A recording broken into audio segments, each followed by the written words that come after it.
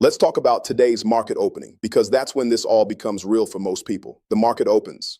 Oil is wherever it is. The Hormuz situation has either escalated or stabilized over the weekend, and millions of Americans are going to open their brokerage apps or their 401k dashboards and feel that stomach drop moment. I want you to not be one of those people. Here's what the smart money is watching this week, and I mean the institutional money, the people who are already positioned. First, the oil number. If WTI Crude crosses $100 this week, it is a different ballgame. At $90, there's pain. At $100, there is an economic emergency. Goldman Sachs' model shows that sustained $100 oil pushes inflation from 2.4% to 3% by year end, which eliminates any Fed rate cut before September. That matters for your mortgage, your credit card rates, your business loan, everything priced off of Fed decisions. Second, watch the CPI print on March 11th. That's the February inflation number.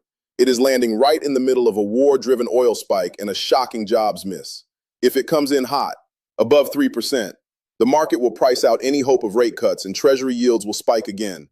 Bonds will fall again, and the 60-40 portfolio problem I mentioned in the last segment gets worse.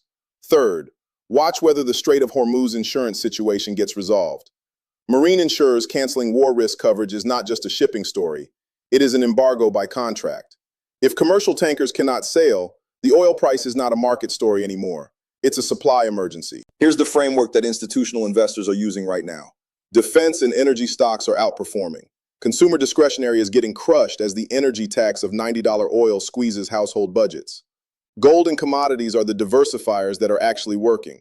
International equities, European and Asian, are outperforming U.S. markets in 2026.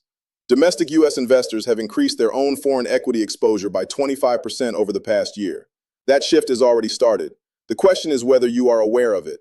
The people designing this system are counting on you staying emotional, reactive, and uninformed until it's too late to move. That's always been the play.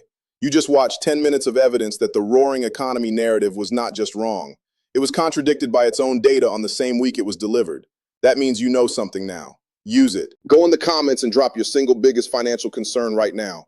Is it gas prices, job security, savings, or inflation? I read every one, and I'm building next week's video around your answers.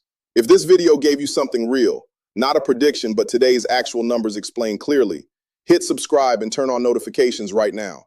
Tuesday, I'm breaking down the March 11th CPI report, and I'll tell you exactly what it means for your money. Share this with one person who still thinks the economy is fine.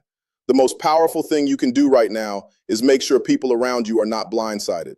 I'll see you Tuesday morning. I'm Marcus Macro. Follow for more.